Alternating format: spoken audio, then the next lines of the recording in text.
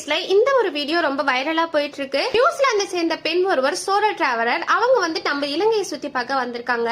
இலங்கையில தனியா ஆட்டோ எடுத்து சுத்தி பார்த்துட்டு இருக்கும் போது ஒரு நபர், அது களுவஞ்சிக்கொடி அப்படின்ற கிராமத்தை சேர்ந்து 23 வயது நபர், அவருக்கு ஆல்ரெடி கல்யாணம் ஆயிடுச்சு.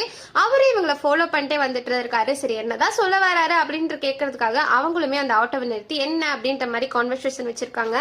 அவரு லாங்குவேஜ் தெரியாம இங்கிலீஷ் தப்பு தப்பா பேசி அந்த பக்கம் வரியா, அப்படி பண்ணலாம் இப்படி பண்ணலாம் ரொம்ப ஆபாசமா பேசியிருக்காரு. அவர் ஏதோ தப்பா பேசுறாரு அப்படின்னு புரிஞ்சுட்டு அவங்க என்ன பண்ணிருக்காங்க, நான் போடாடை அப்படின்னு சொல்லிட்டு ஆட்டோ எடுக்கலாம்னு கிளம்பும் போது உடனே அவரோட டவுசரை கழட்டி ரொம்ப ஆபாசமா பண்ணிருக்காரு. இது நான் இலங்கையில சந்திச்சு ரொம்ப கேவலமான விஷயம் அப்படின்னு சொல்லிட்டு அந்த லேடி வந்து போஸ்ட் பண்றாங்க. அந்த போஸ்ட் இலங்கையில மட்டும் இல்ல, உலக ஃபுல்லாவே வைரல் ஆகுது.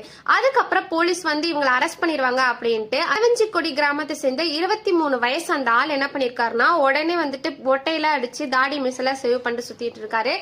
உடனே இலங்கை காவல்துறை என்ன பண்ணிருக்காங்கன்னா, களுவஞ்சிக்கொடி அந்த ஊர்ல இருக்கவங்களோட உதவியோட அந்த நபரை வந்து அரெஸ்ட் பண்ணிருக்காங்க. ஒரு நாட்டுல இருந்து நம்ம நாட்டுக்கு வந்து சுத்தி பார்க்க வந்தவங்கள இந்த மாதிரி ஒரு சில நபர் பண்றது வந்து நம்ம நாட்டுக்கே அசிங்கம் தான் நான் சொல்வேன்.